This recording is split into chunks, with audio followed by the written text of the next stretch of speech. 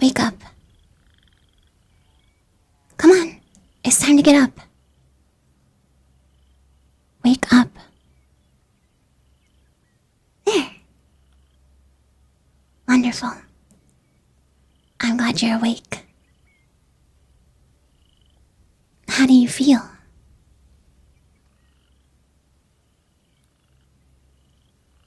Be honest.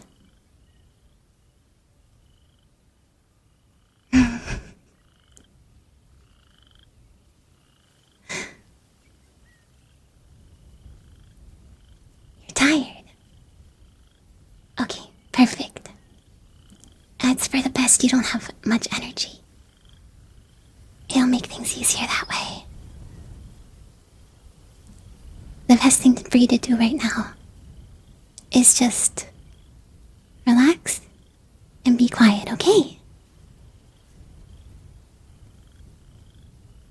But I'm curious.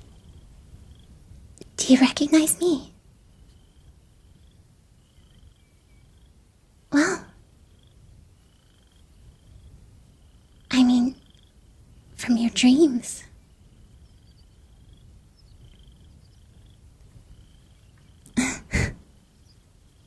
It doesn't really matter much either way, but I'm just wondering because, from my understanding, humans don't usually dream about their captors as much as you did.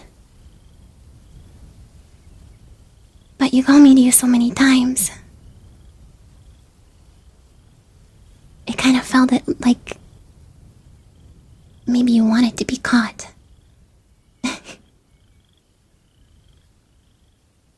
Or you could just be foolish. And you didn't know that this is what can happen if you let people run around in your dreams unchecked. Ones like you usually are. Anyway, I'll take these webs away so you can see better, okay? I think you deserve to see your captor.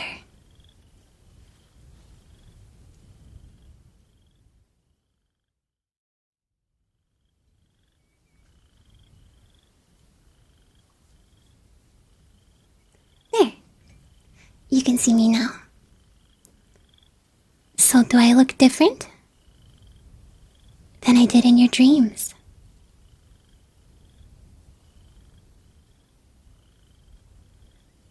I can take on, a softer appearance if I need to. And I thought if I look too intimidating, then you might not keep dreaming about me. And if you don't dream about me, then it's hard to learn enough of your routine to be able to capture you. So, are you startled by how I look? You can be honest, okay?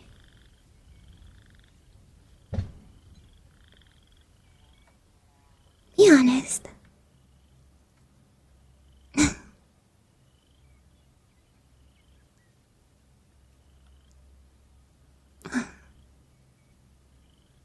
But you're supposed to be scared of me.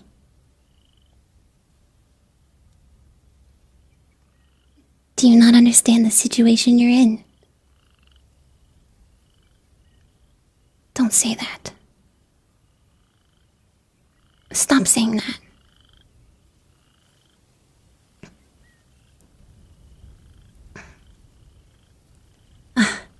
Your face is really sweaty. I made it extra comfy for you in here. I made it just like your room. Your room that I saw in your dreams, you know. So you should have slept really soundly. And also I used my toxin on you.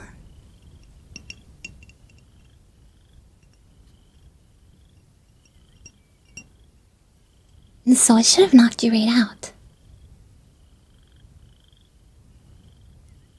Interesting. And most importantly, I didn't show up in your dreams tonight, so you should have had the best sleep you had in ages. What's What's gotten you so stressed out? Did you have a nightmare?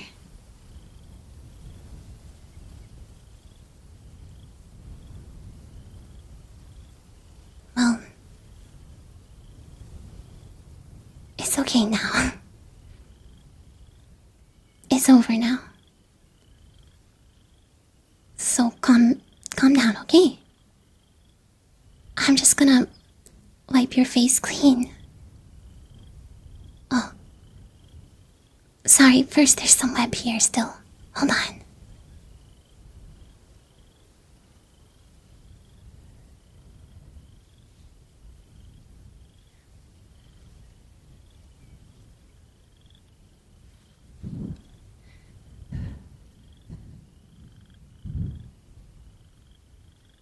Okay, that should be good.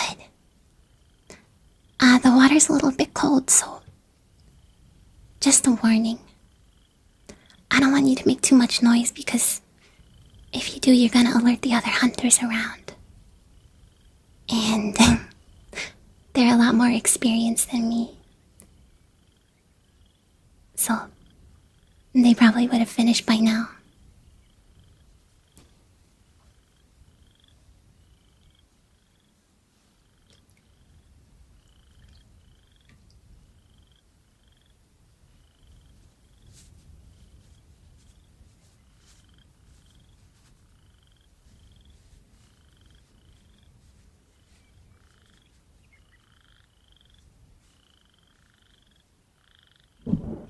There.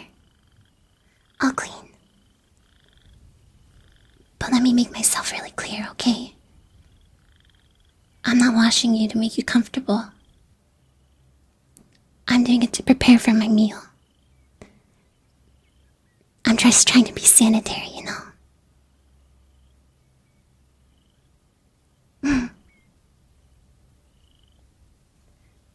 Do you understand? Oh, you didn't understand what was happening. Poor thing. You will be my meal for tonight.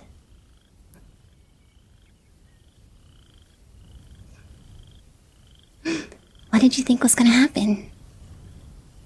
Did you think I just took you here to take care of you? Very precious of you to think that.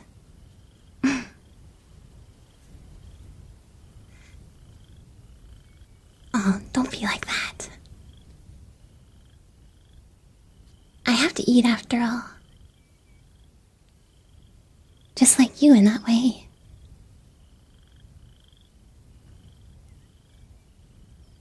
You understand, don't you?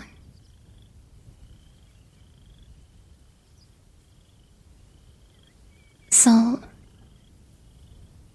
now that you understand why you're here,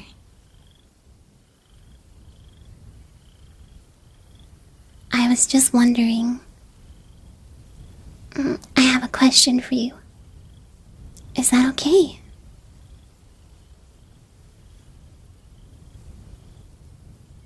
I just want to ask you a quick question.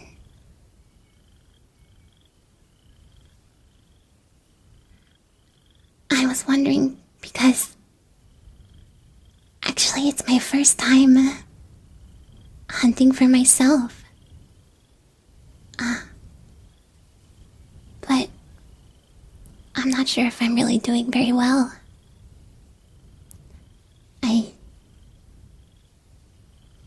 I wanted to make you as comfortable as possible. But I still have to keep you afraid, you know? But I can't help but feel like I was maybe a little bit too mean. Which I'm supposed to be. I'm supposed to make you scared. And get the blood pumping but it's kind of hard because you looked really scared. But that's supposed to be the point.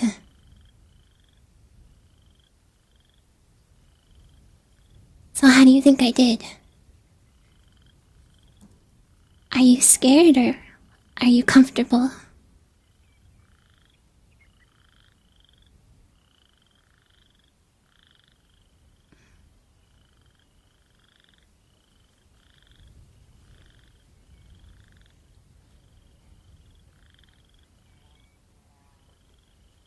Scared and comfortable.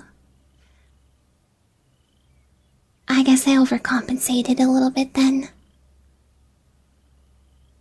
But I couldn't help it. It doesn't matter how I'm supposed to act because when I saw you in your dreams, I got to know you. Or I feel like I got to know you. And I can't bring myself to make you scared. So I guess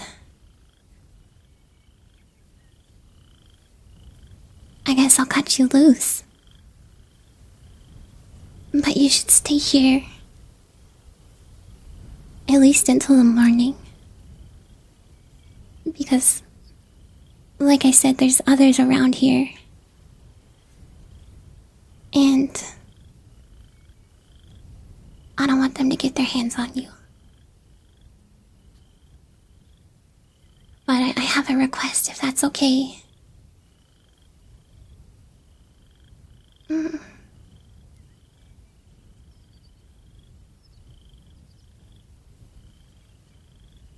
Could you...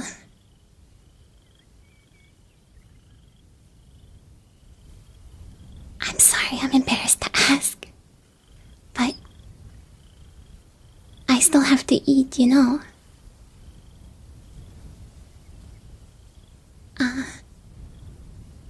I kinda really have to eat, like, tonight.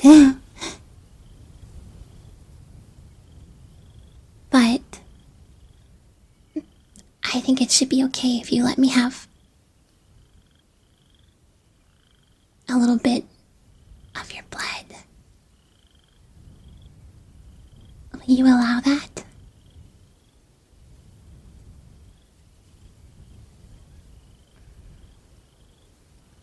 No, I don't want to eat... I don't want to eat your arm. Okay. I have some more of this.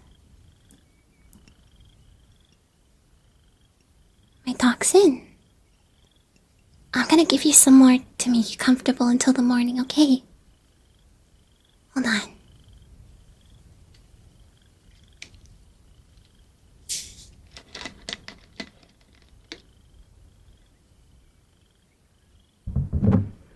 Yeah, it's gonna make you comfortable and help you sleep.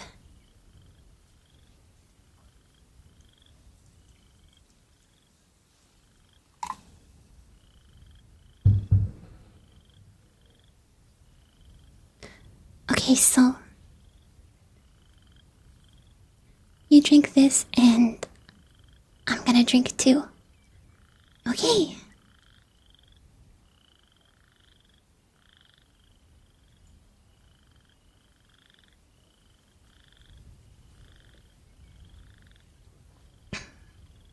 Thank you.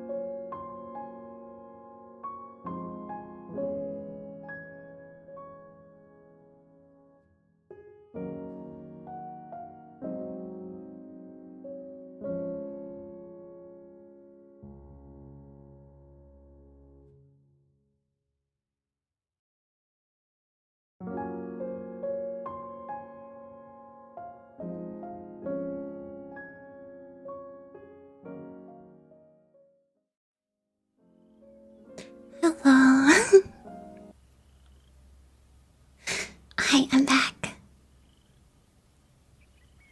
Sorry, what so quickly? I was very nervous.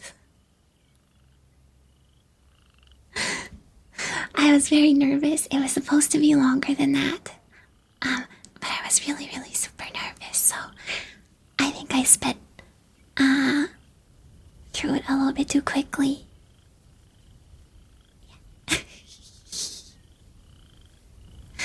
But maybe I can write a continuation sometime. Maybe. If you guys are interested in that sort of thing.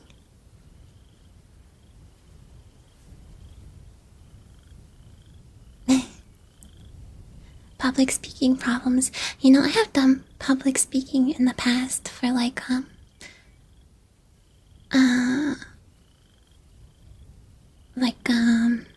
competitions.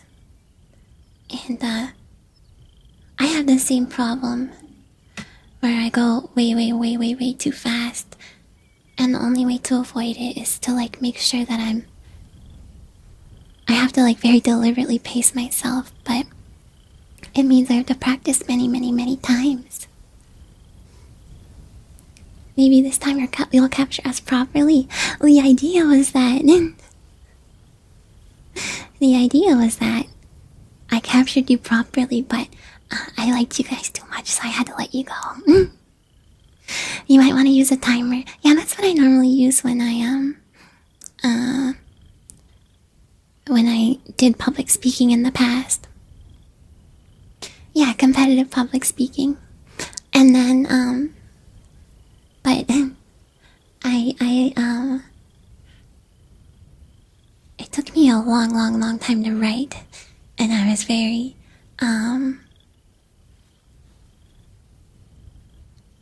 nervous because I didn't want it to be too cringe or anything. So I did my best. I hope it was okay. Yeah. And it was a lot of work. I was working on it all morning. So, and I know you can see my mouse, by the way. There's no way to, because I'm using shoes, so there's no way to avoid that.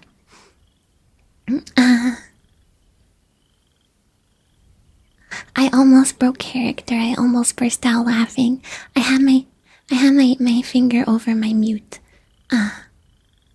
button. So, yeah. So yesterday, people were suggesting,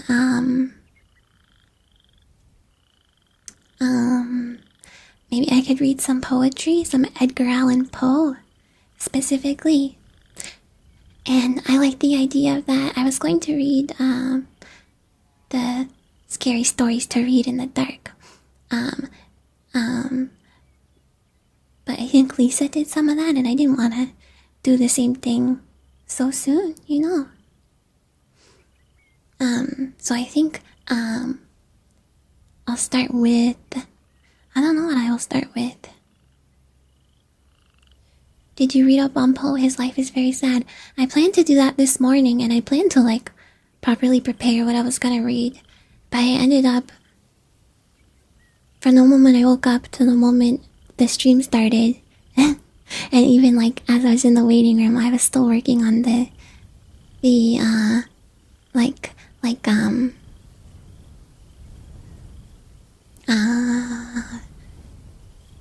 scripted portion of the video. So, I want to though. Okay, we can read, Nevermore. I see someone suggested The Pendulum. Let's do Nevermore first. I'm just gonna, well, I don't know, do you guys want me to mute my mic while I type, or would you rather are you okay with hearing it? I don't know how loud it's gonna be. I didn't test typing with the, with my setup. I don't know if it'll be too loud. It's okay? Okay, let's try it.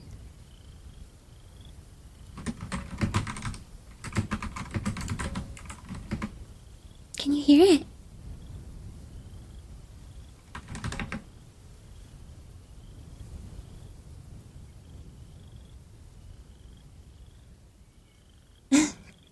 That's the stuff, that's the stuff. It's a little loud, yeah, I wasn't intending to, to do any typing ASMR, so I don't have anything calibrated, for that, so.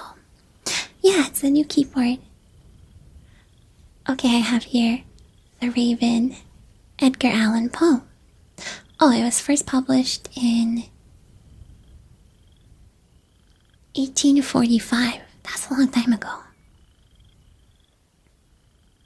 Okay. Yeah, the mic is on my keyboard tray where my keyboard is, so that's probably why you were hearing a little bit of additional thunking type of stuff, so you guys are silly. Okay. Oh, but before I start, do you guys want more like scripted type of stuff in the future? Maybe I could just release it as its own video. I was thinking that one I could make its own video, and then maybe I could do more that are kind of like that. Yeah. Like pre-recorded. Yeah, I would like to. I have an idea for a continuation for this one. Okay, I'm gonna read this. This is Nevermore by Edgar Allan Poe.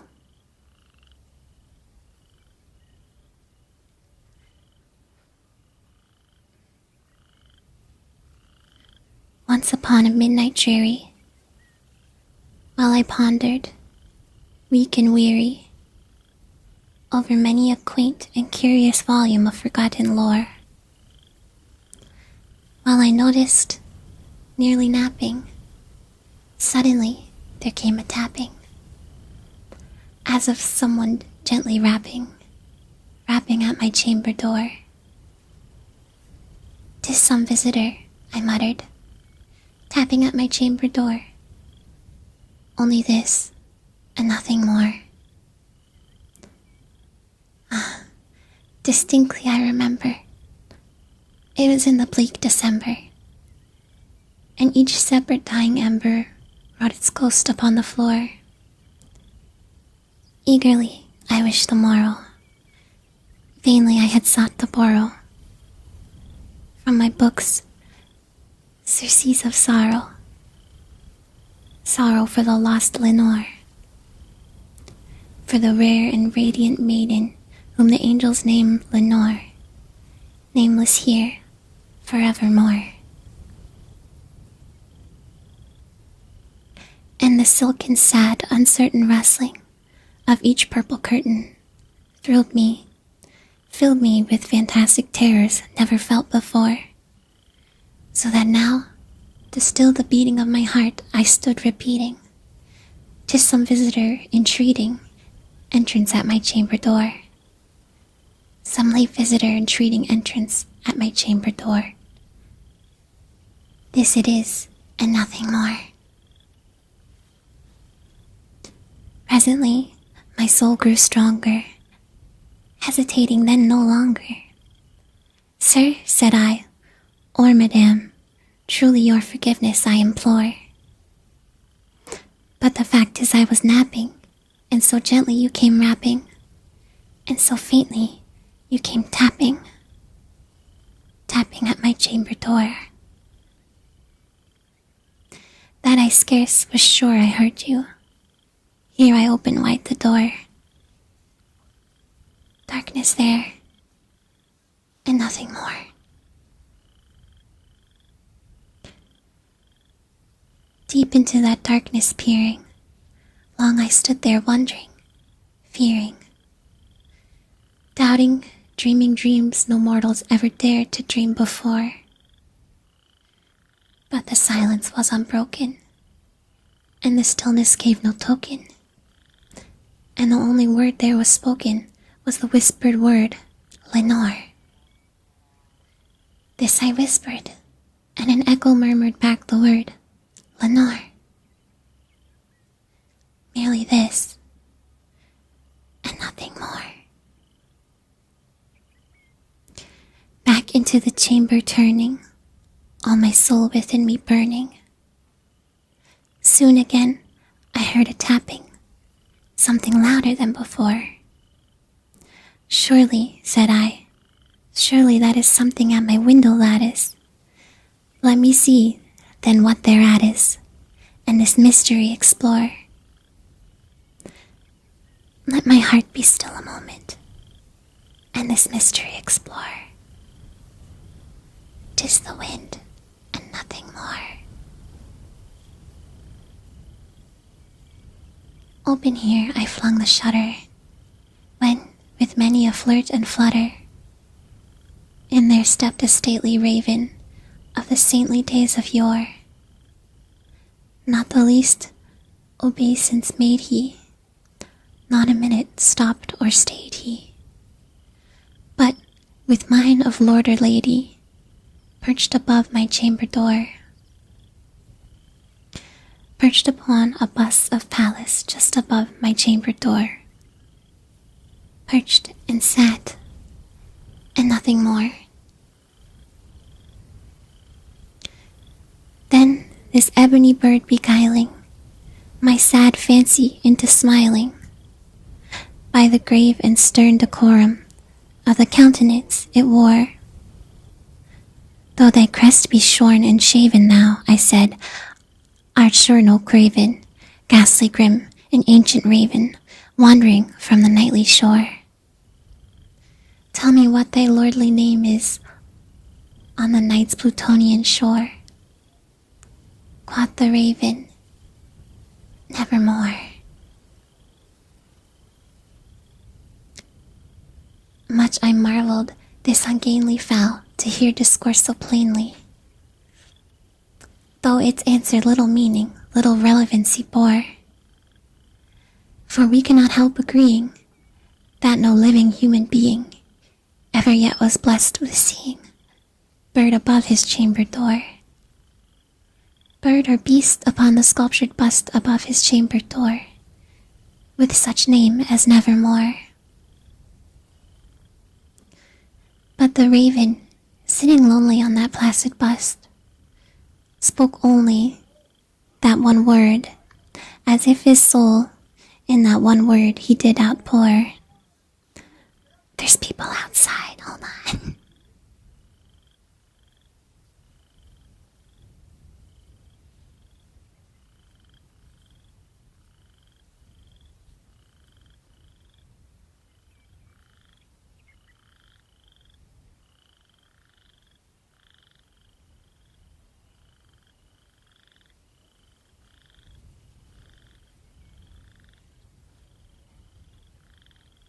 Is the raven okay?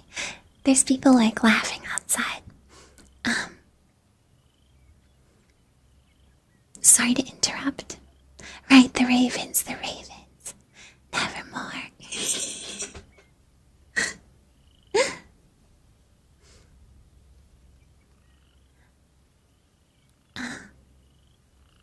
But the raven, sitting lonely on that placid bust, spoke only that one word, as if his soul in that one word he did outpour. Nothing further than he uttered, not a feather than he fluttered, till I scarcely more than muttered, other friends have flown before. On the morrow he will leave me, as my hopes have flown before. Then the bird said, nevermore. Startled at the stillness, broken by reply so aptly spoken, doubtless, said I, what it utters is its only stock and store.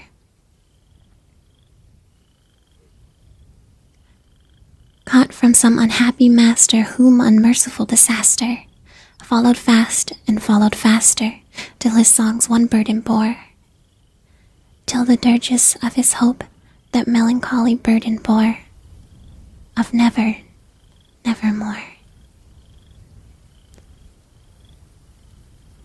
But the raven still beguiling all my sad soul into smiling. Straight I wheeled a cushioned seat in front of bird and bust and door.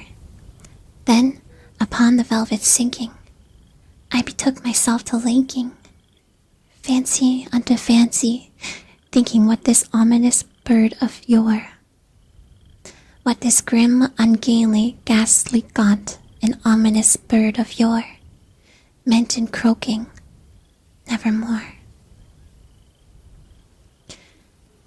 This I sat engaged in guessing, but no syllable expressing to the fowl whose fiery eyes now burned into my bosom's core.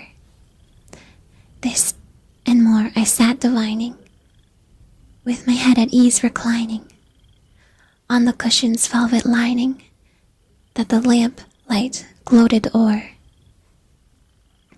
but whose velvet violet lining, with the lamplight gloating o'er, she shall press, nevermore. Then, methought,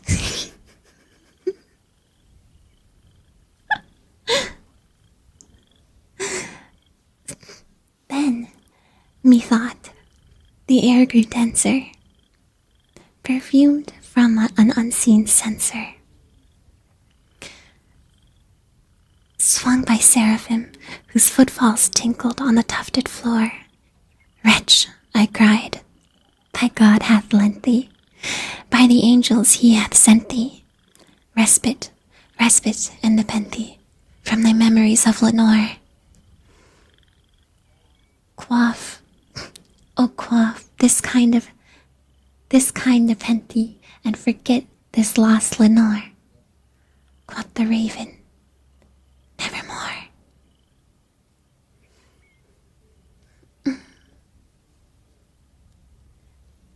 Prophet, said I, thing of evil, prophet still if bird or devil, whether tempter sent, or whether tempest toss thee here ashore. Desolate, yet all undaunted, on this desert land, enchanted. I had to make it rhyme. On this home by horror haunted. Tell me truly, I implore, is there balm in Gilead? Tell me, I implore.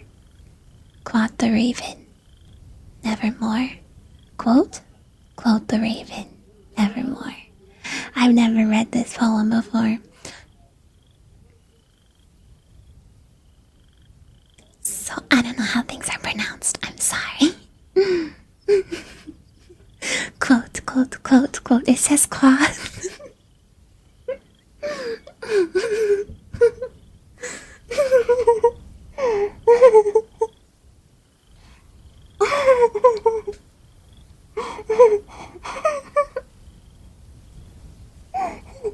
I'm sorry.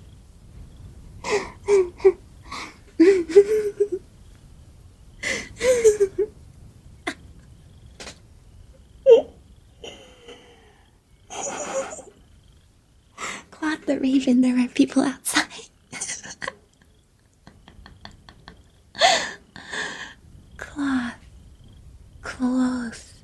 Quoth.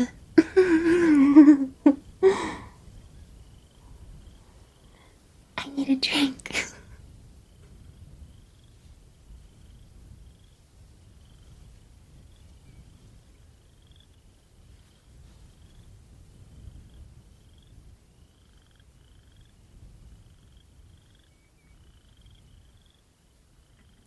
Okay. I'm back, sorry. Prophet, said I, thing of evil. Oh, prophet still.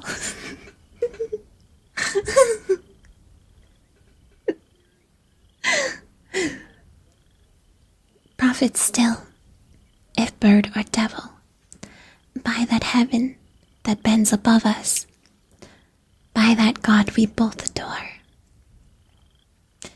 tell this soul with sorrow laden if, within the distant Aden, it shall clasp a sainted maiden, whom the angels name Lenore.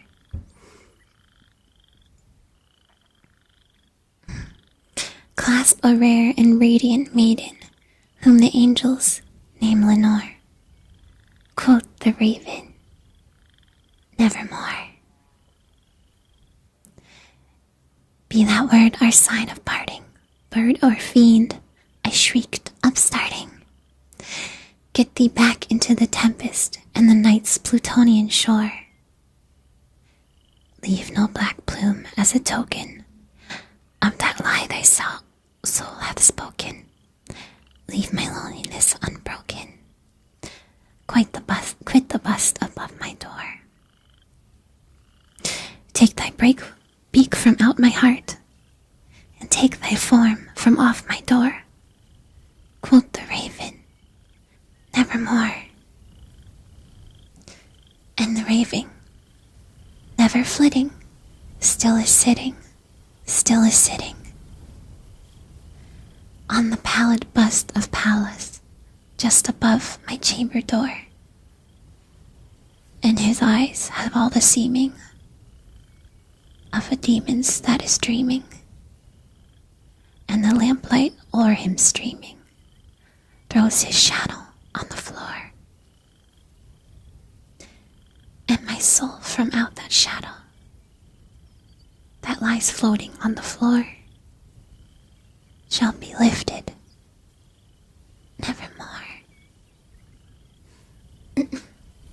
Sorry, I've actually never heard the full Raven poem before, so I don't actually know. How the rhythm of the poem, I guess. I try my best without having any reference.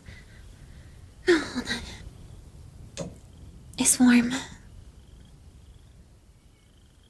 Usually I have the fan going, while I'm streaming, even though it's fall now. But I can't at the moment because you guys will hear it, you know, so. Hold on.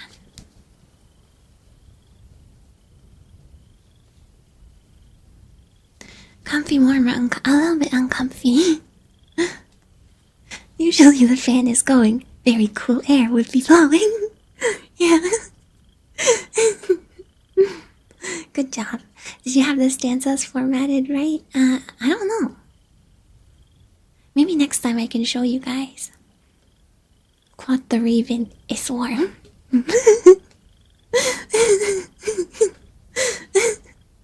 You can't even open your window anymore. My window is technically open since the AC unit is in the open window, so. Doesn't have to be a long stream if you're getting uncomfortable. It's okay. It's worth it.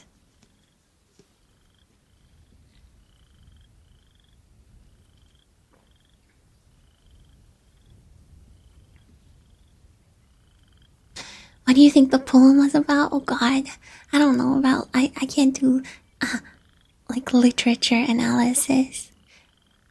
Lenore is his lover, I guess, and the raven is being a jerk. And he's trying to, I don't know. I kinda just zoned out as I was reading it. I don't know how much I processed. What do you guys think it's about?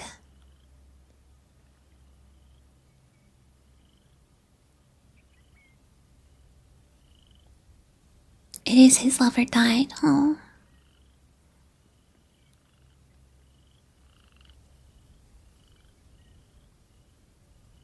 It's not about giggles. I'm sorry for giggling. I know it's a really lovely poem, but I don't know. I couldn't help but giggle. I'm sorry. I was giggling at myself, not at the poem. I thought he just lost his love and went insane dealing with loss. The raven is just his mind being mean to him. Oh, that's why he's saying, what was it?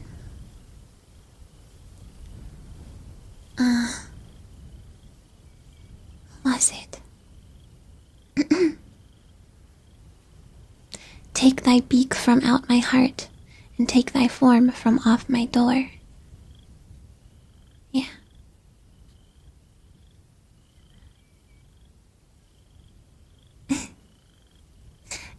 I'm happy and silly, but I didn't wanna giggle in the middle of a serious spooky poem. I wanna giggle in between, you know. The raven will remind him of Lenore as if the knocking was oh.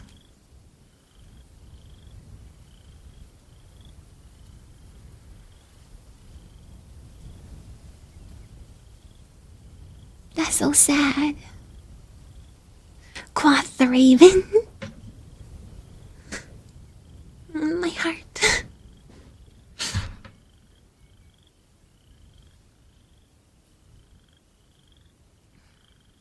Oh.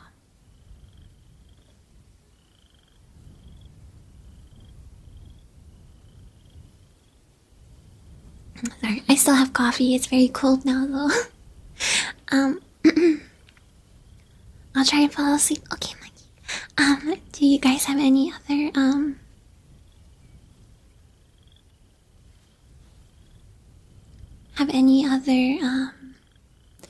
Edgar Allan Poe stuff that you would like to hear?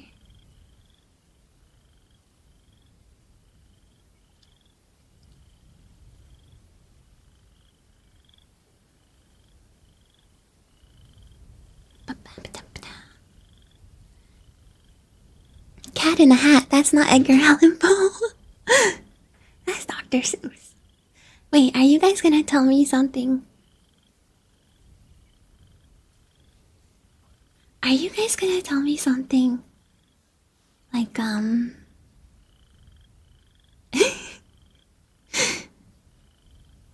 that, like, Edgar Allan Poe was actually Dr. Seuss? No! No way, right?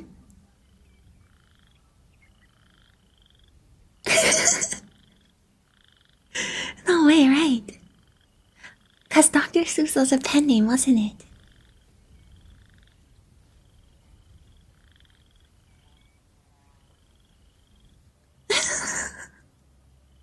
Is it Dr. Seuss? No way! Of course not.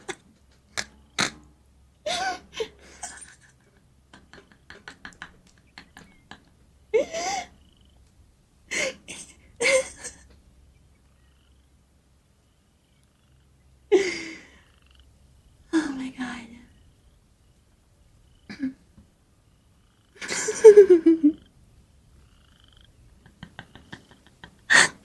I tried. I'm sorry. I snorted. I'm so sorry. I kind of gaslighted myself because I kind of gaslighted myself because because I was like, could you imagine? Next thing you know, you guys are gonna try and tell me that Dr. that Dr. Seuss was Edgar Allan Poe's pen name, and and then someone was like, yeah, they're the same person. I was like, no way.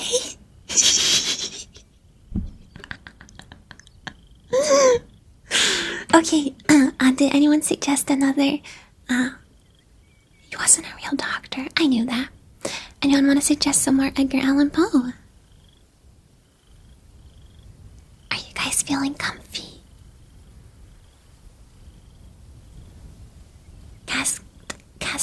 Cask of Amontillado. Let me, here, let me actually get a notepad open and I will write some of these down. Okay,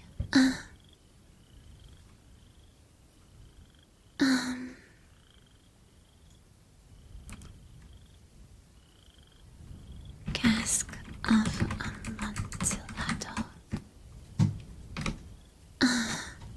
Telltale heart. Pendulum. The sleeper.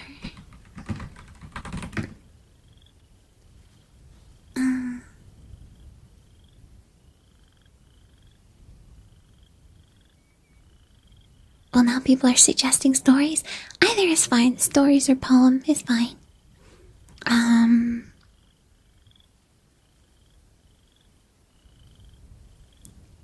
In this kind of stream, you're even more cute than normally. Why? It's because I'm trying to be quiet.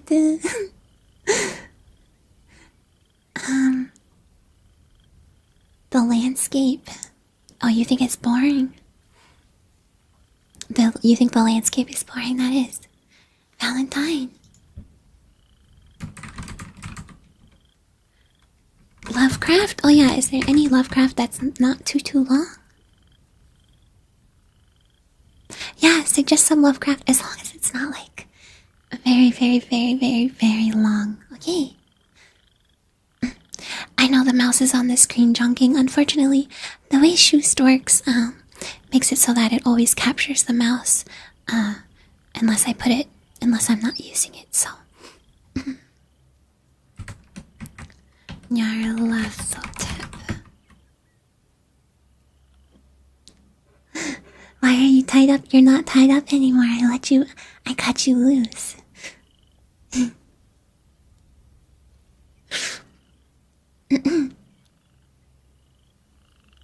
Okay, let's try little Nyarlathotep. The Raven, we just finished the Raven. Okay, I think that's enough for now. Let's do the Telltale Heart because I'm familiar with the Telltale Heart. A hug. I don't want to make any loud noises and disturb anyone who might be trying to sleep to the VOD. Can I give you guys a hug in my heart and then a double hug tomorrow? The Fazbear Fright Stories? Is that a Five Nights at Freddy thing? Are they loud? It might be loud on the mic. Oh yeah, I can do it. Okay. The Telltale Heart. Let me capture this for you guys. One moment.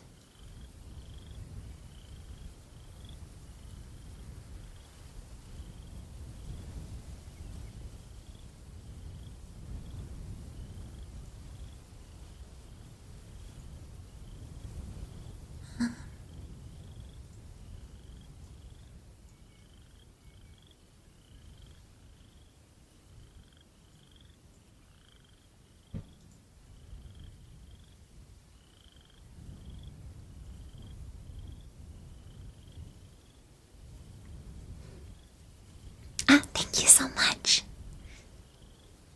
Thank you so much for the second month. Let's see here.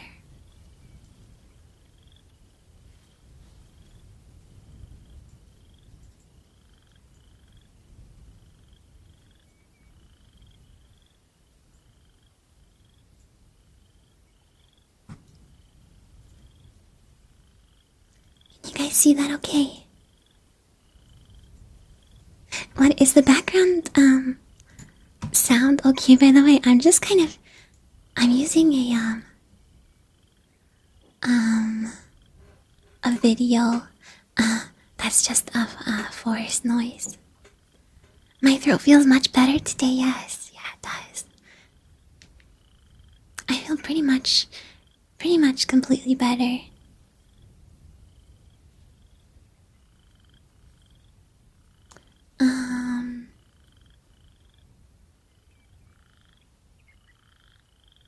Okay. It's pleasant. Okay, you like the background noise. Okay. Low and comfy. Okay, I'm so glad you guys are comfy. Yeah. That's what's most important. Yeah, I'm holding the book for you guys.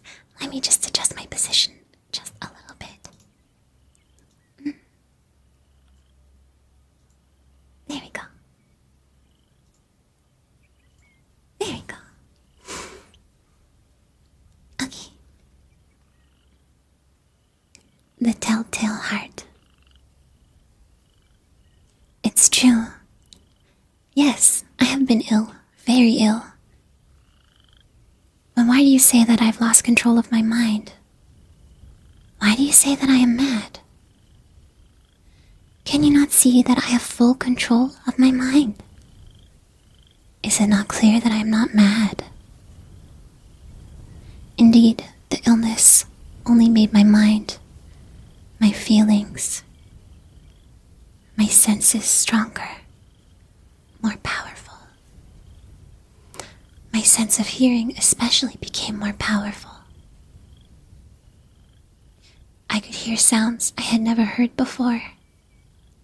I heard sounds from heaven, and I heard sounds from hell. Listen, listen, and I will tell you how it happened. You will see, you will hear how healthy my mind is. It is impossible to say how the idea first entered my head. There's no reason for what I did. I did not hate the old man. I even loved him. He had never hurt me. I did not want his money. I think it was his eye. His eye was like the eye of a vulture. The eye of one of those terrible birds that watch and wait while an animal dies, and then fall upon the dead body and pull it to pieces to eat it. When the old man looked at me with his vulture eye, a cold feeling went up and down my back. Even my blood became cold. And so I finally decided I had to kill that old man and close that eye forever. So you think that I'm mad? A madman cannot plan. But you should have seen me. During all of that week, I was as friendly to the old man as I could be, and warm and loving.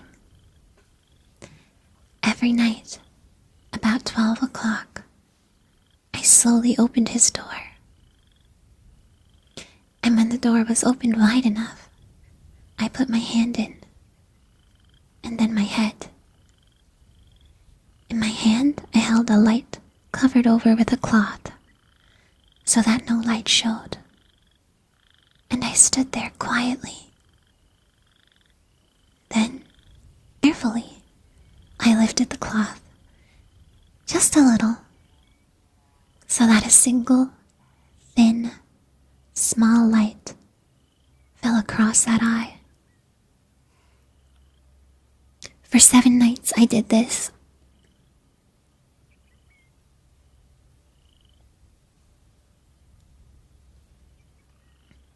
Seven long nights. Every night at midnight. Always the eye was closed, so it was impossible for me to do the work. For it was not the old man I felt I had to kill. It was the eye. His evil eye. And every morning, I went to his room. With a warm, friendly voice, I asked him how he had slept.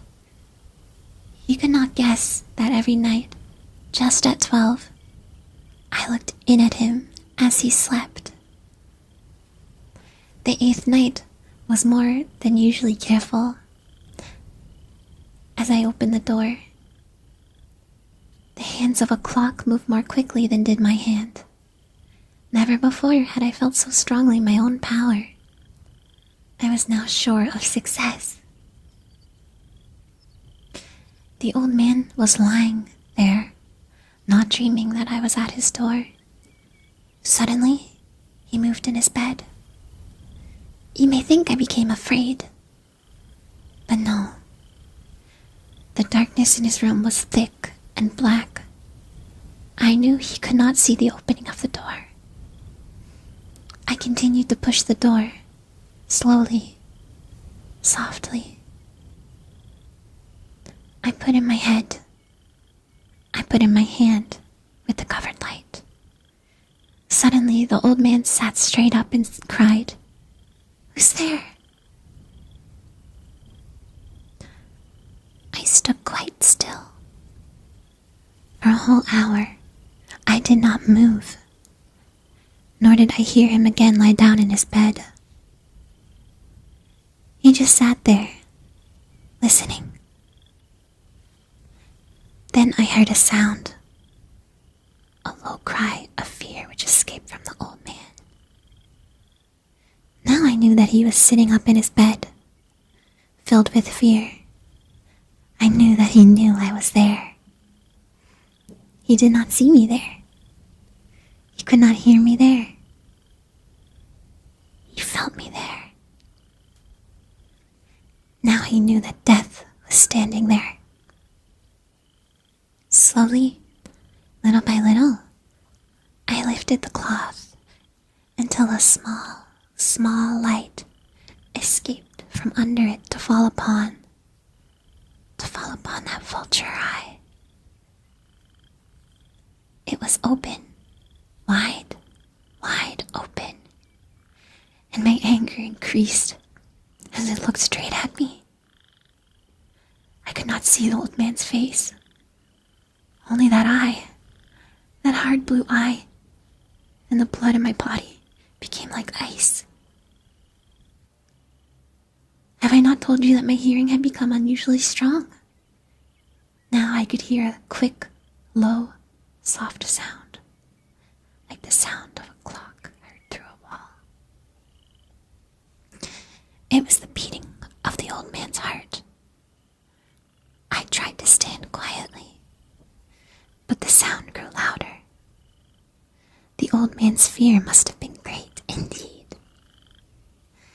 And as the sound grew louder, my anger became greater and more painful. But it was more than anger. In the quiet night, in the dark silence of the bedroom, my anger became fear. For the heart was beating so loudly that I was sure someone must hear. The time had come. I rushed into my room, crying, "Die, die, die!" The old man gave a loud cry of fear as I fell upon him and held the bed covers my stomach.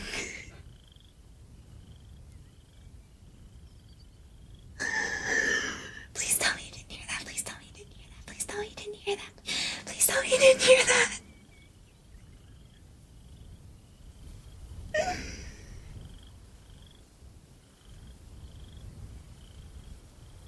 It was so loud.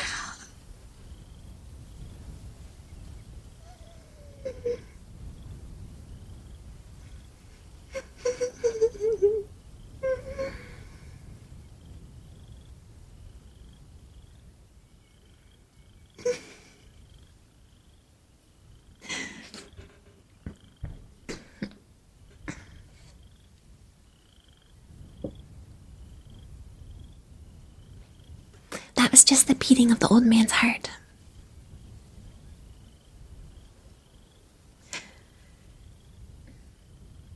The old man gave a loud cry of fear as I fell upon him and held the bed covers tightly over his head. Still his heart was beating, but I smiled as I felt that success was very near.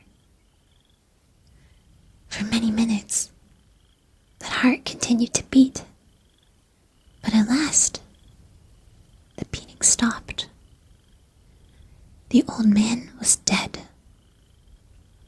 I took away the bed covers and held my ear over his heart. There was no sound. Yes, he was dead, dead as a stone. His eye would trouble me no more. So, I am mad, you say. You should have seen how careful I was to put the body where no one could find it.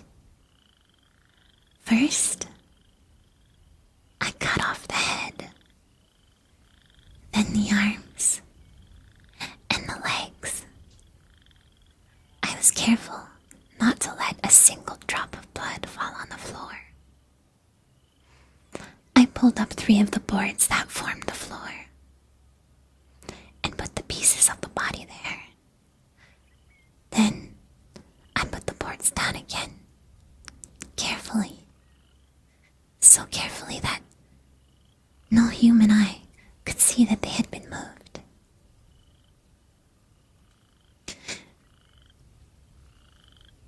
As I finished this work, I heard heard that someone was at the door. It was now 4 o'clock in the morning, but still dark. I had no fear, however, as I went down to open the door. 3 men were at the door, 3 officers of the police. One of the neighbors had heard the old man's cry and had called the police. These 3 had come to ask questions and to search the house. I asked the policeman to come in. The cry, I said, was my own, in a dream. The old man, I said, was away. He'd gone to visit a friend in the country. I took them through the whole house, telling them to search it all, to search well.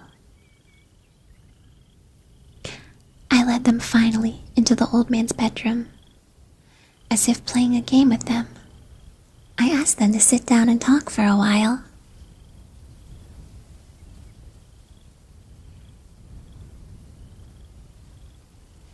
My easy, quiet manner made the policemen believe my story.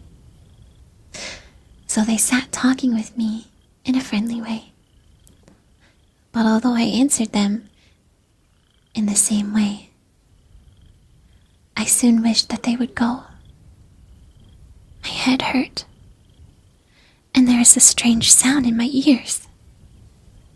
I talked more and faster.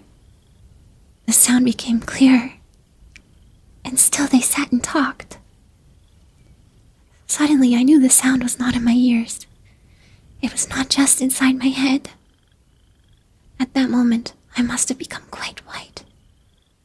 I talked, still faster and louder, and the sound too became louder. It was a quick, low, soft sound, like the sound of a clock heard through a wall. A sound I knew well. Louder it became, and louder. Why did the men not go? Louder, louder. I stood up and walked quickly around the room. I pushed my chair across the floor to make more noise, to cover that terrible sound. I talked even louder. And still the men sat and talked and smiled. Was it possible that they could not hear? No, they heard. I was certain of it. They knew. Now it was they who were playing a game with me. I was suffering more than I could bear, from their smiles and from that sound. Louder, louder, louder. Suddenly, I could bear it no longer. I pointed at the boards and cried, "Yes, yes, I killed him. Pull up the boards and you shall see. I killed him. But why does his heart not stop beating? Why does it not stop?"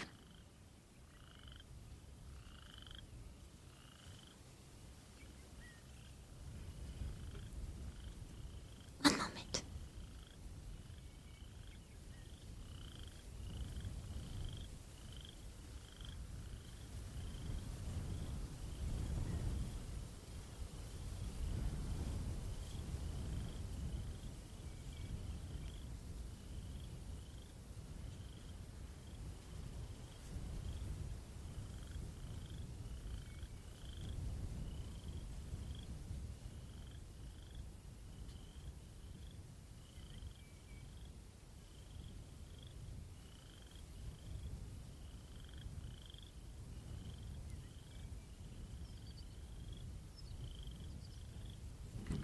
Sorry, I had to take some more coffee and clear my throat and stuff.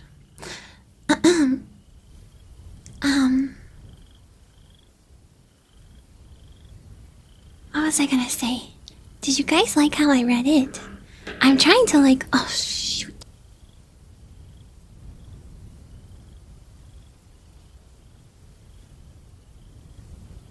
I'm trying to read it in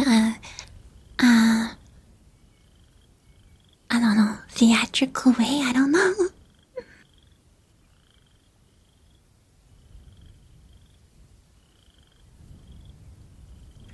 Yeah, I was trying to read it in a theatrical way, so, let's try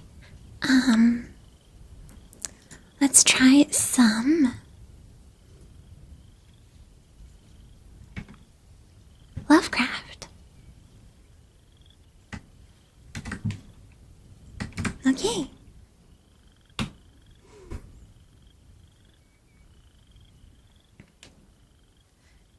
I thought you paused at appropriate places and whatnot. I really like reading aloud. I never understood why the man heard the old man's heartbeat. He didn't hear it. His mind was racked with guilt, and it was all in his head. He couldn't take the fact that he had killed him. There was no heart-beating sound. Paranoia, yeah. Okay, one moment.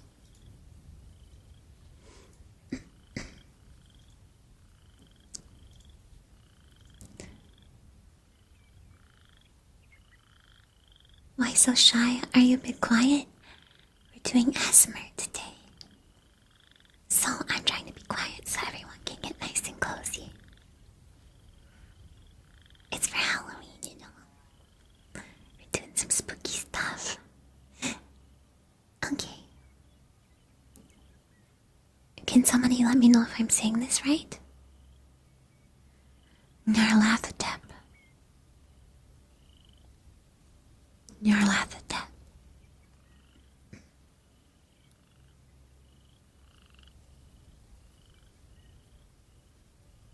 I don't think my heartbeat will be loud enough to hear now. Maybe earlier it would have been. But imagine thinking anyone knows how to say that. Okay, I'm gonna call it Nyarlathotep.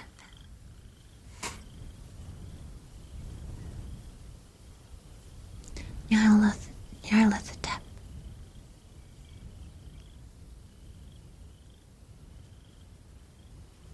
Nyarlathotep. Thanks for the stream, you're so welcome. It's not over yet, but if you're headed out, thank you so much for coming. Thank you. Yeah, I can't just say yeah like a kitty cat. Nyarlathotep. The crawling chaos. I am the last. I will tell the audient void. I do not recall distinctly when it began, but it was months ago. The general tension was horrible.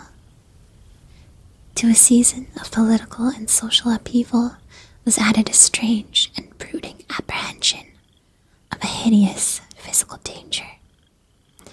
A danger widespread and all-embracing. Such a danger as may be imagined only in the most terrible phantasms of the night. I recall that the people went about with pale and worried faces, and whispered warnings and prophecies, which no one dared consciously repute or acknowledge to himself that he had heard. A sense of monstrous guilt was upon the land, and out of the abysses between the stars swept chill currents that made men shiver in the dark in lonely places. There was a demonic alteration in the sequence of the seasons. The autumn heat lingered fearsomely, and everyone felt that the world, and perhaps the universe, had passed from the control of known gods or forces to that of gods or forces which were unknown. And it was then that Nyarlathotep came out of Egypt.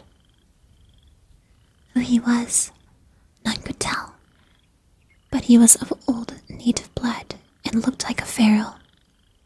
The fella he knelt when they saw him, yet could not say why. He said he had risen up out of the blackness of 27 centuries, and that he had heard messages from places not on this planet. Into the lands of civilization came Nyarlathotep. Swarthy, slender, and sinister, always buying strange instruments of glass and metal and combining them into instruments yet stranger. He spoke much of the sciences, of electricity and psychology, and gave exhibitions of power which sent his spectators away speechless, yet which swelled his fame to an exceeding magnitude. Men advised one another to see Nyarlathotep, and shuddered, and where Nyarlathotep went, rest vanished, for the small hours were rent with the screams of nightmare. Never before had the screams of nightmare been such a public problem. Now the wise men almost wished they could forbid sleep in the small hours, that the shrieks of cities might less horribly disturb the pale, pitying moon as it glimmered on green waters, gliding under bridges, and old steeples crumbling against a sickly sky. I remember when Nyarlathotep came to my city, the great, the old, the terrible city of unnumbered crimes. My friend had told me of him, and of the impelling fascination and allurement of his revelations, and I burned with eagerness to explore his uttermost mysteries. My friend said they were horrible and impressive beyond my most fevered imaginations. That what was thrown on a screen in the darkened room prophesied things none but Nyarlathotep dared prophesy, and that in the sputter of his sparks there was taken from men that which had never been taken before, yet which showed only in his eyes. And I heard it hinted abroad that those who knew Nyarlathotep looked on sight which others saw not. It was in the hot autumn that I went through the night with the restless crowds to see Nyarlathotep. Through the stifling night and up the endless stairs, into the choking room. And shadowed on a screen, I saw hooded forms amidst ruins, and yellow evil faces peering from behind fallen monuments. And I saw the world battling against blackness, against the waves of destruction from ultimate space. Whirling, churning, struggling around the dimming, cooling sun. Then the sparks played amazingly around the heads of the spectators, and hair stood up on end while shadows more grotesque than I can tell came out and squatted on the heads.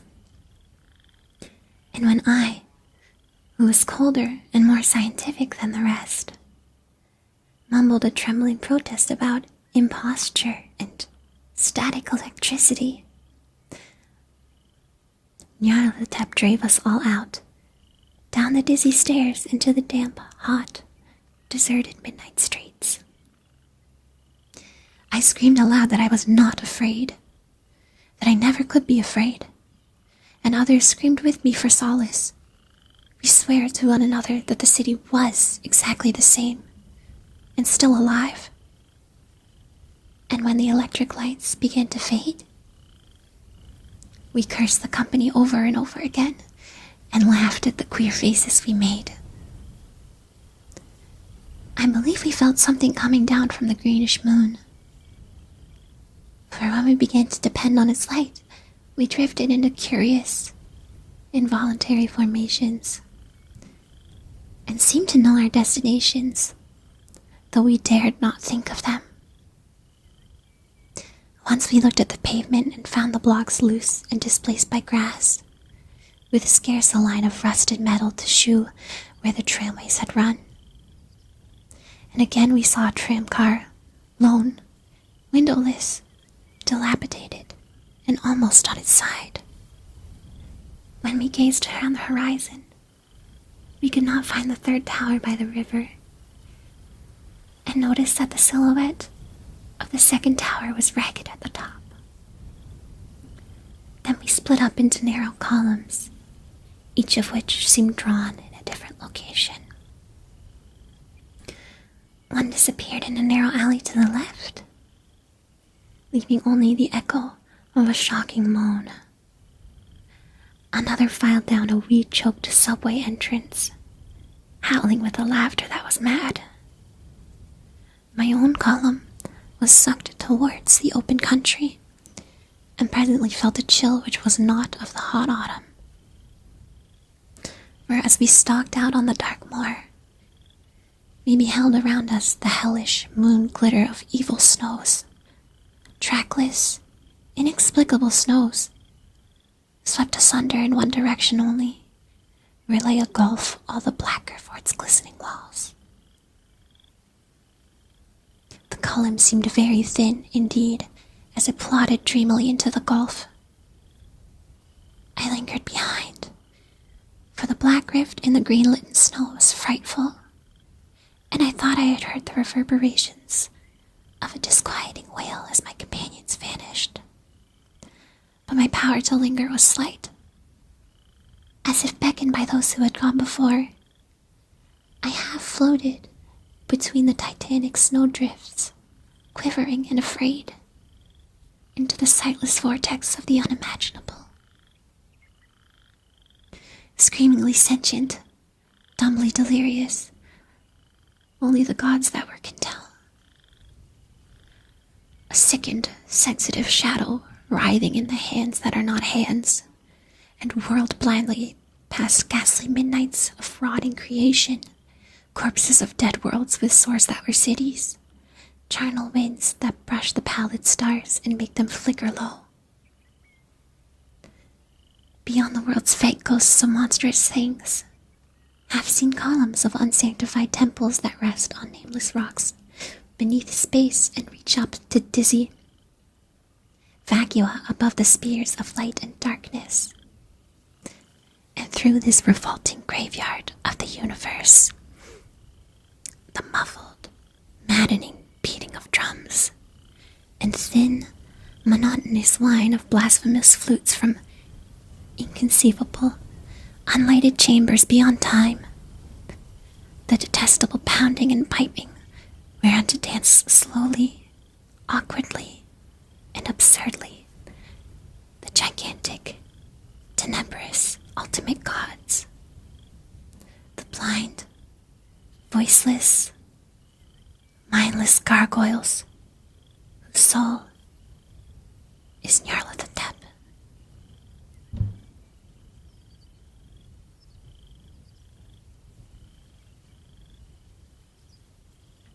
That's the end. You guys, I have to take a quick restroom break, okay? I will be back quickly. I'm gonna give you to my BRB screen. Please be eldritch horrors while I'm gone, okay?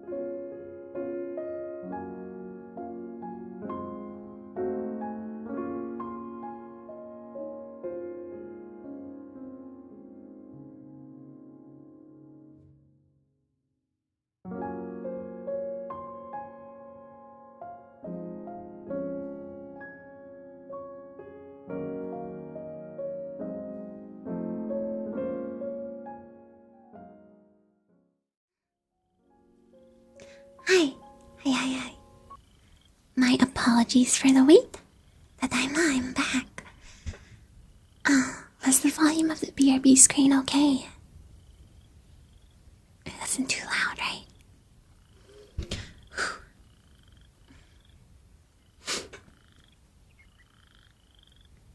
It's warm.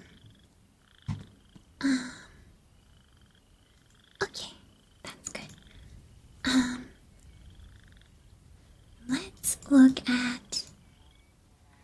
Let me check the sleeper. I want to check some of these for length.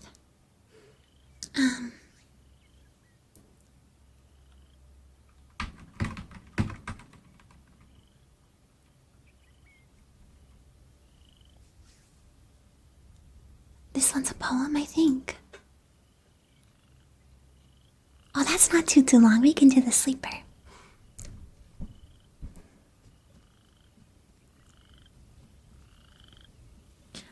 You mean the story?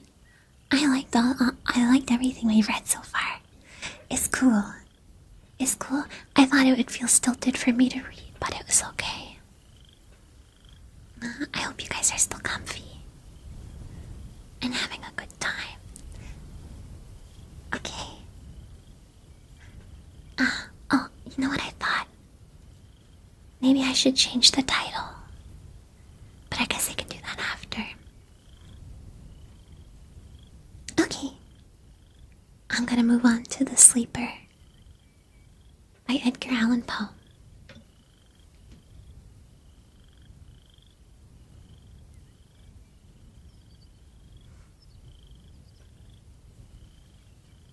At midnight, in the month of June, I stand beneath the mystic moon, an opiate vapor, dewy, dim, exhales from out her golden rim, and softly dripping, drop by drop, upon the quiet mountain top, steals drowsily and musically into the universal valley. The rosemary nods upon the grave, the lily lolls upon the wave, wrapping the fog about its breast. The ruin moulders into rest, looking like Lethe, see the lake. A conscious slumber seems to take, and would not for the world awake. All beauty sleeps, and lo, where lies Irene, with her destined eyes. I don't know if it's supposed to rhyme. A lady bright, can it be right? This window open to the night. The wanton airs from the treetop, laughingly through the lattice drop. The bodiless airs, a wizard rout, flit through thy chamber, in and out, and wave the curtain canopy, so fitfully, so fearfully, above the closed and fringed lid, neath which thy slumbering soul lies hid, that o'er the floor and down the wall, like ghosts, the shadows rise and fall. O lady dear, hast thou no fear? Why and what art thou dreaming here? Sure, thou art come o'er far-off seas, a wonder to these garden trees. Strange is thy pallor, strange thy dress, strange above all thy length of tress, and this all solemn silentness. The lady sleeps, oh, may her sleep, which is enduring, so be deep. Heaven have her in its sacred keep. This chamber changed for one more holy, this bed for one more melancholy. I pray to God that she may lie forever with unopened eye. while the pale sheeted ghosts go by. My love, she sleeps. Oh, may her sleep, as it is lasting, so be deep. Soft may the worms about her creep. Far in the forest, dim and hold, from her may some tall vault unfold, some vault that oft hath flung its back black, and winged panels fluttering back, triumphant o'er the crested palls of her grand family funerals.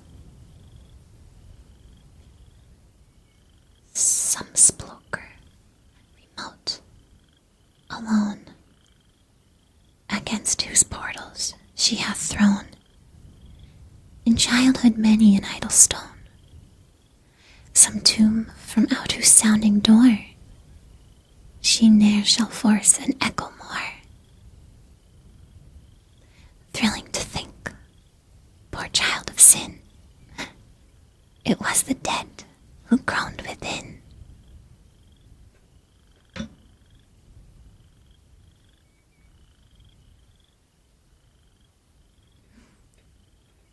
Spooky.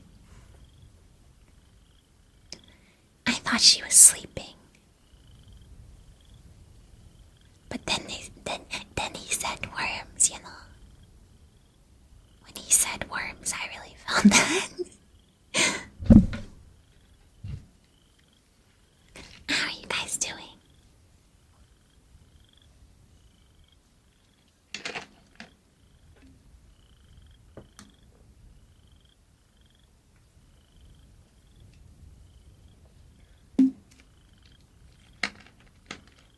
When I was when I was setting up and when I was doing tests, I was worried that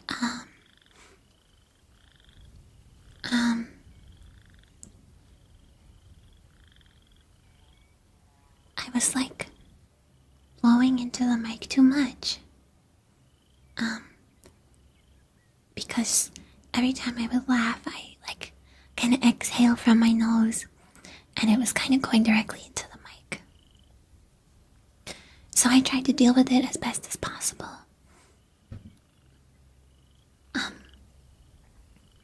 But I realized that as I was reading some of these things, I might have accidentally done that a couple times. So I'm sorry if it was loud.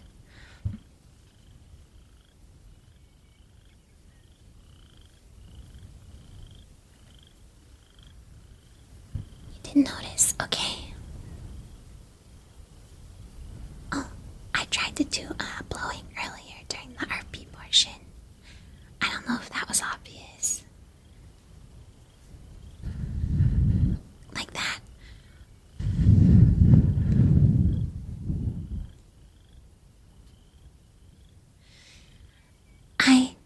What I ended up doing, I have a foam bit over my mic to kind of muffle some of the plosive sounds, you know. And then I put, over that, I put like a thin sheet of foam. And I'm blowing on that foam to do the blowing sound.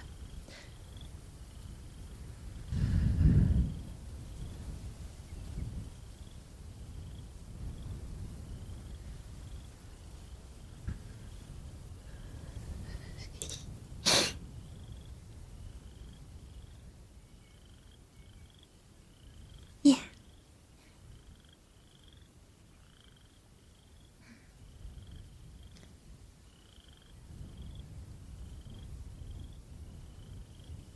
Okay.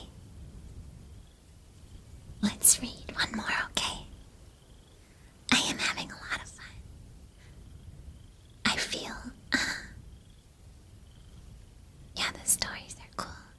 My heart was beating so fast earlier. You guys have no idea. If I ever do roleplay like that again,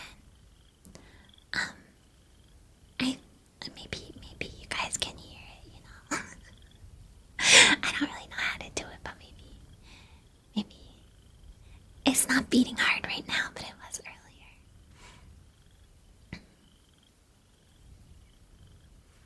Yeah, so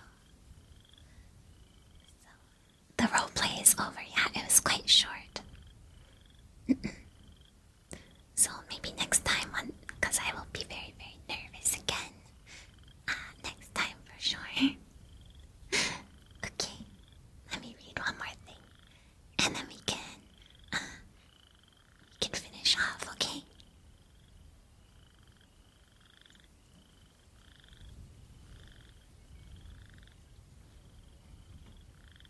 I'm glad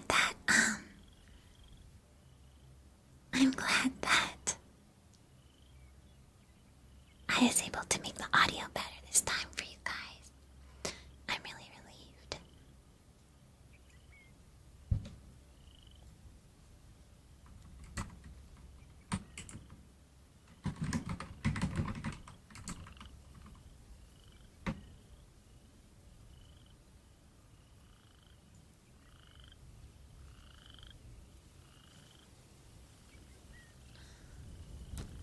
Okay, this one's quite long, so I don't think I will be able to do this.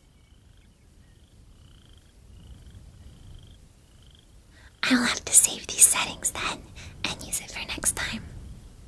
I did extensive testing. Hours of testing.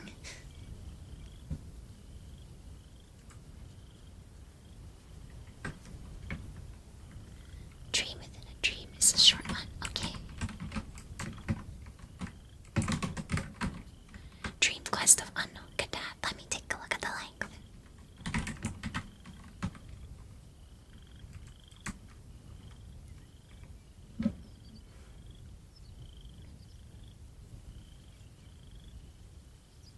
Oh, it's incredibly long. Let me check Dream Within a Dream. Oh, Dream Within a Dream is very short. No, it's okay. Maybe another time. Maybe I can do just Lovecraft sometime, you know. Azathoth. This Dream Within a Dream is very, very short, so maybe if I can find another one that's very, very short, we can read that too. Yeah, we can do both of these. Okay, let's start with A Dream Within a Dream by Edgar Allan Poe. Oh, Asukashi. The first line.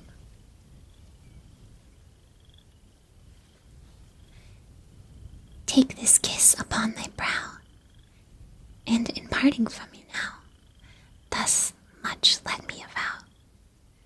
You are not wrong who deem that my tastes have been a dream. Yet, if hope has flown away, in a night or in a day, in a vision or in none, is it therefore the less gone? All that we see or seem is but a dream within a dream. I stand amid the roar of a surf-tormented shore, and I hold within my hand grains of the golden sand. How few, yet how they creep through my fingers to the deep. While I weep, oh God, can I not grasp them with a tighter clasp?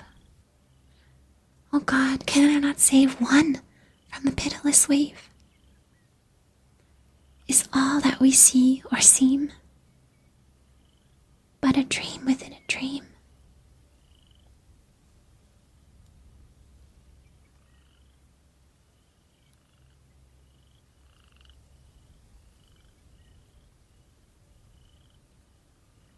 Okay, that was Dream Within a Dream. Very short. What is this about?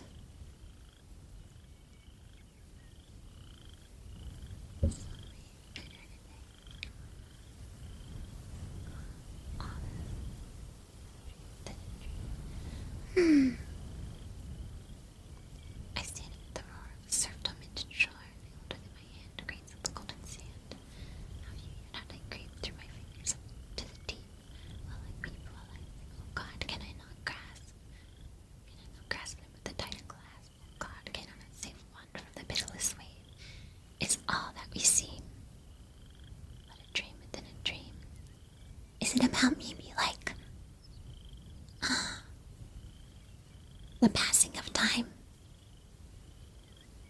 Maybe.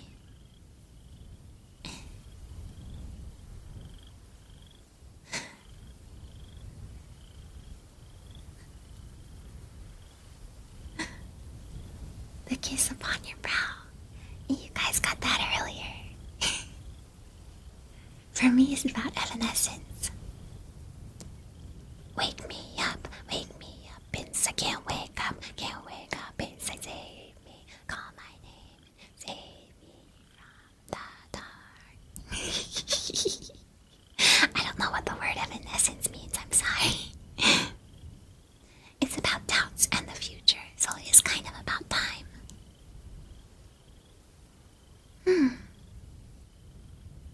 Fascinating. Alright, let's finish off with Azathoth.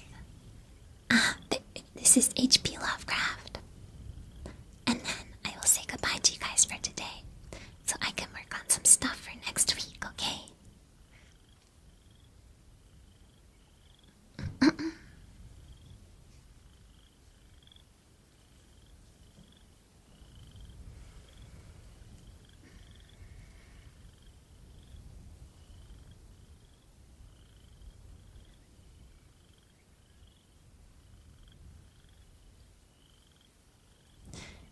When age fell upon the world, and wonder went out of the minds of men, when grey cities reared to smoky skies tall towers grim and ugly, in whose shadow none might dream of the sun or of spring's flowering meads,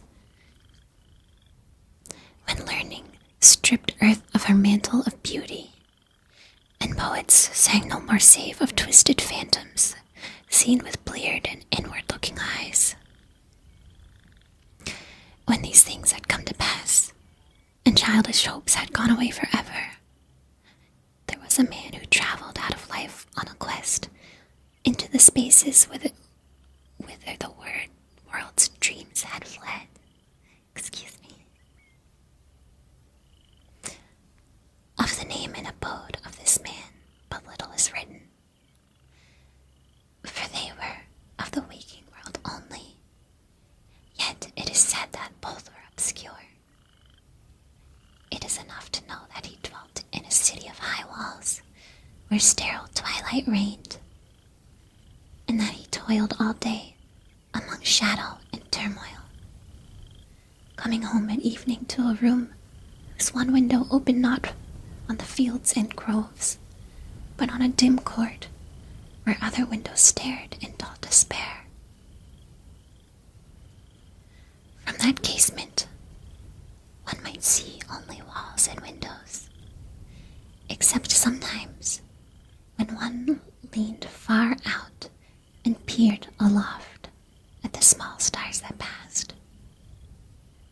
And because more walls and windows must soon drive to madness a man who dreams and reads much, the dweller in that room used night after night to lean out and peer aloft to glimpse some fragment of sailing stars by name. Some fragment of things beyond the waking world and the grayness of tall cities. After years, he began to call the slow sailing stars by name, and to follow them in fancy, and they glided regretfully out of his sight, till at length his vision opened to many secret vistas, whose existence no common eye suspects. And one night a mighty gulf was bridged, and the dream-haunted skies swelled down to the lonely watcher's window, to merge with the close air of his room, and make him a part of their fabulous wonder. There came to that room wild streams of violet midnight, glittering with dust of gold, vortices of dust and fire, swirling out of the ultimate spaces, and heavy with perfumes from beyond the worlds. Opiate oceans poured there, litten by suns that the eye may never behold, and having in their whirlpools strange dolphins and sea nymphs of unrememberable deeps. Noiseless infinity, eddied around the dreamer and wafted him away without even touching the body that leaned stiffly from the lonely window. And for days not counted in men's calendars, the tides of far spears bear him gently to join the dreams for which he longed, the dreams that men have lost. And in the course of many cycles, they tenderly left him sleeping on a green sunrise shore. A green shore, fragrant with lotus blossoms and starred by red camelots.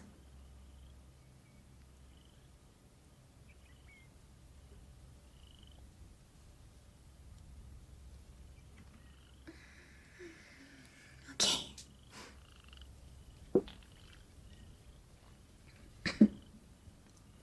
I think that's gonna be it for today.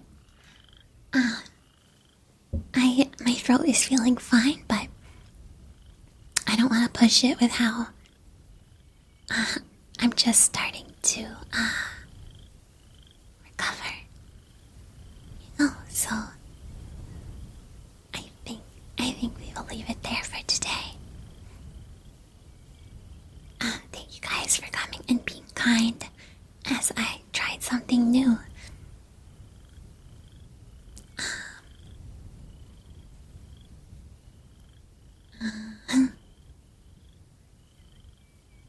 I was very nervous. Once again, I'm gonna go over super chats tomorrow. Okay, so if you guys can please help me remember, that would be very much appreciated. And I will make sure that I